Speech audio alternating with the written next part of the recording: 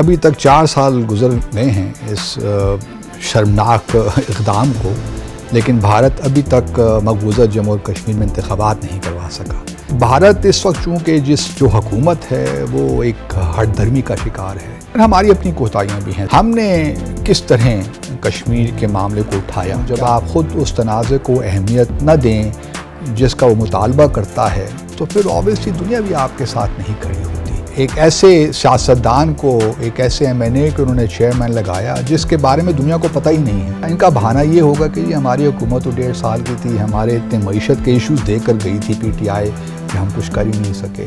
السلام علیکم ناظرین، اوصاف ڈیجیٹل میں آپ کو خوش آمدید کہتے ہیں۔ 5 اگست کو ہر سال پاکستان میں یوم استحصال کشمیر منایا جاتا ہے، اسپیشلی 2019 کے بعد جب بھارت نے اپنے ناجائز تسلط کو ایک کہہ لیں کہ انڈیا نے اپنی جس طرح سے جبر کے ساتھ، ایک ظلم کے ساتھ جس طرح ایک قبضہ کیا ہے کشمیر کے اوپر، آرٹیکل 35A 370 کو ختم کیا۔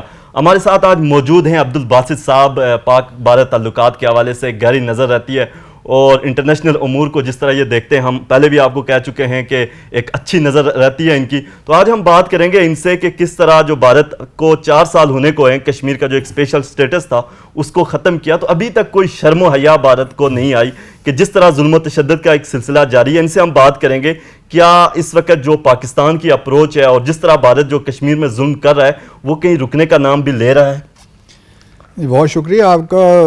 دیکھیے، یہ ایک اقدام لیا 5 اگست 2019 کو، اور میں اس کو اس تناظر میں دیکھتا ہوں کہ بھارت کو بری طرح ناکامی ہوئی ہے۔ بھارت کا خیال یہ تھا کہ مقبوضہ جموں اور کشمیر کے لوگ اس کو ویلکم کریں گے، بڑی پذیرائی ہوگی، لیکن 2-3 باتیں جس کو ہمیں سامنے رکھنا چاہیے تو اس سے بالکل یہ واضح ہو جاتا ہے کہ بھارت کا یہ اقدام بالکل کسی طور بھی کامیاب نہیں ہوا۔ پہلی بات تو یہ ہے کہ ابھی تک 4 سال گزر گئے ہیں اس شرمناک اقدام کو، لیکن بھارت ابھی تک مقبوضہ جموں اور کشمیر میں انتخابات نہیں کروا سکا۔ اس کے باوجود کہ اس نے غیر آئینی طور پہ 2 یونین ٹیریٹریز ہی بنا دیں، بھارت یہ کام الیکشنز وہاں نہیں کروا سکا، اور ابھی تک وہاں پہ جو پریزیڈنشل یا کہہ لیں وہ ابھی تک برقرار ہے۔ اگر بھارت تو کامیابی ہوتی، لوگ ان کے ساتھ کھڑے ہوتے، تو پھر ایک انڈیکیشن یہ بھی ہو سکتی تھی کہ وہاں پہ جو کالے قوانین ہیں، ایسپا ہے، پبلک سیفٹی ایکٹ ہے، ڈسٹربڈ ایریا ایکٹ ہے، وہ سارے ہٹا دیے جاتے۔ وہ بھی نہیں ہوا۔ وہ کالے قوانین اسی طرح وہاں پہ ہیں جس طرح 20-25 سال 30 سالوں سے ہیں۔ تیسری انڈیکیشن یہ ہو سکتی تھی کہ جی لوگ بہت خوش ہیں، بہت مطمئن ہیں، ڈیولپمنٹ ہو رہی ہے، تو وہاں پہ یہ جو 9 لاکھ سیکیورٹی اہلکار ہیں ان میں ہی کچھ کمی کر دیتے، جیل بنا کے رکھی ہوئی ہے۔ تو وہی کہہ رہا ہوں نا میں، جو حالات پہلے تھے اس سے بدتر ہو گئے ہیں۔ اور چوتھی بات، ایک اور بڑی ناکامی میرے خیال میں بھارت کو یہ ہوئی کہ فروری کے مہینے میں اس سال انہوں نے G20 کے ورکنگ گروپ کی وہاں سری نگر میں میٹنگ کی اور لیہ میں کی، اور اس میں اگر آپ دیکھیے ہمارے بھی کچھ خدشات تھے کہ نہیں ہونی چاہیے تھی، لیکن جو انٹرنیشنل کمیونٹی نے رسپانس دیا اس میں 55-56 کے قریب سارے وفود گئے، اور اس میں زیادہ تر لوگ جو ہیں بھارت سے آئے ہوئے تھے، تو بھارت کو وہاں بھی ناکامی کا سامنا کرنا پڑا۔ لیکن بھارت اس وقت چونکہ جو حکومت ہے وہ ایک ہٹ دھرمی کا شکار ہے۔ ہمیں یہ خوش فہمی نہیں ہونی چاہیے کہ بھارت کو ناکامی ہوئی ہے تو بھارت ہی، اب یہ کیونکہ سپریم کورٹ میں معاملہ چل رہا ہے، 2 اگست سے ہیئرنگ شروع ہوئی ہے 4 سال کے عرصے کے بعد۔ اب دیکھنا یہ ہے کہ یہ بحث کہاں تک جاتی ہے، سپریم کورٹ اس کو ریووک کرتی ہے نہیں کرتی۔ اب چونکہ یہ معاملہ عدالت میں ہے، لیکن مجھے کوئی زیادہ امید نہیں ہے، سچی بات ہے۔ اچھا سر، انٹرنیشنل کمیونٹی کی آپ بات کر رہے ہیں کہ انٹرنیشنل کمیونٹی نے اس طرح کردار ادا نہیں کیا۔ 4 سال ہو گئے ہیں، ظلم و تشدد جاری ہے، وہاں پہ جیل بنا کے رکھی، آپ نے بھی ذکر کیا، تو کیا انٹرنیشنل کمیونٹی آپ کو لگتا ہے کہیں نہ کہیں بھارت کو ہی ہمیشہ سے اس کے 2-3 وجوہات ہیں۔ ایک تو بھارت کا اپنا ایک اکنامک کلاؤڈ بڑھ گیا ہے پچھلے 10-20 سالوں میں، پھر ہماری اپنی کوتاہیاں بھی ہیں، سچی بات تو یہ ہے۔ ہم نے کس طرح کشمیر کے معاملے کو اٹھایا؟ کیا ہم نے اس کو اہمیت دی جو یہ تنازع اس کا متقاضی ہے؟ ہم نے نہیں دی، سچی بات ہے۔ اور ہمارے یہاں اپنے ہاں سے بھی انکنسسٹنٹ پالیسیز کا اظہار ہوتا رہا۔ جب آپ خود انکنسسٹنٹ ہوں، جب آپ خود اس تنازع کو اہمیت نہ دیں جس کا وہ مطالبہ کرتا ہے، تو پھر آبویسلی دنیا بھی آپ کے ساتھ نہیں کھڑی ہوتی۔ دنیا کو کیا ضرورت پڑی ہے کہ وہ اپنے جو اکنامک انٹرسٹ ہیں، مفادات ہیں، ان کو داؤ پہ لگائے بھارت کے معاملے میں۔ دنیا تب آپ کے ساتھ کھڑی ہوگی جب آپ خود سیریس ہوں گے اس معاملے میں.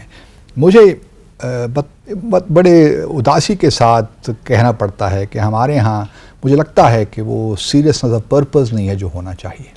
تو پہلے تو یہ اس گورنمنٹ پہ پہلے والی گورنمنٹ پہ یہ ڈال رہے تھے جی کہ انہوں نے کشمیر کا جو تصفیہ کیا جو عمران خان نے کیا, تو اب کیا آپ سمجھتے ہیں کہ یہ گورنمنٹ آئی تو اس نے کچھ اس میں کچھ سٹیپس لیے ہیں یا انہوں نے تو دیکھیں انہوں نے بھی مزید پرابلمس کریٹ کیے. میں اگر آپ سے آج پوچھوں کہ کشمیر جو پارلیمنٹری کمیٹی کا چیئرمین کون تھا پچھلے 1.5 سال میں, تو آپ کو نام نہیں آئے گا. ایک ایسے سیاستدان کو, ایک ایسے MNA کو انہوں نے چیئرمین لگایا جس کے بارے میں دنیا کو پتہ ہی نہیں ہے. جب آپ لوگوں نے خود پارلیمنٹری کمیٹی کو بھی ڈاؤن گریڈ کر دیا, دیکھیے نا اس کمیٹی کو کس نے ہیڈ کیا ہے. نواب زدہ نصر اللہ خان جیسے لوگ تھے.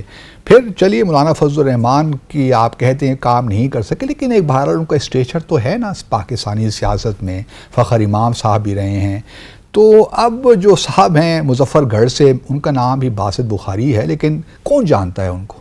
کویسچن یہ ہے کہ انہوں نے بھی کچھ نہیں کیا. ان کا بہانہ یہ ہوگا کہ یہ ہماری حکومت تو 1.5 سال کی تھی, ہمارے اتنے معیشت کے ایشوز دے کر گئی تھی PTI کہ ہم کچھ کر ہی نہیں سکے. تو یہ بلیم گیم ہی ہے. کشمیر کو ایک ڈومیسٹک کنزمپشن کے لیے بنا دیا ہے, اور اس طرح ہی معاملات چلتے رہیں گے انلیس کہ ہم خود سنجیدہ نہیں ہوتے اس معاملے میں. آخری سوال سر کہ آپ گورنمنٹ کو اگر کوئی تجویز کرنا چاہیں میں تو بہت تجاویز پہلا کام تو یہی کریں کہ ایک اسپیشل انوائے بنائیں آن جموں اینڈ کشمیر. پھر جو کشمیر کا دستور ہے اس میں آرٹیکل 2 کے تحت ایک پلیبسٹ ایڈوائزر, نہیں آرٹیکل 11 کے تحت پلیبسٹ ایڈوائزر بنائیں. پھر آرٹیکل 2 جو ہے کشمیر کے انٹرم کانسٹیٹیوشن کا, اس کے تحت کشمیر آزاد جموں اور کشمیر کی حکومت کی جو ہے جورسڈکشن اس کو پھیلا کر بڑھا کر مقبوضہ جموں اور کشمیر کو بھی شامل کریں. اور پھر ڈائسپورا میں بہت کام کرنے کی ضرورت ہے. آپ کے پاس برطانیہ میں, US میں کشمیری ہیں جو کام کرنا چاہتے ہیں, پاکستانی ہیں جو کشمیری کاز کے ساتھ کھڑے ہیں, لیکن ہماری بدقسمتی ہے کہ ہم ان کو صحیح معنی میں موبلائز نہیں کر پائے. بہت شکریہ سر. مجھے پتہ ہے کہ آپ کا بھی بڑا ٹائم اہم ہے, تو اس وجہ سے ہم اس کو شارٹ کریں گے.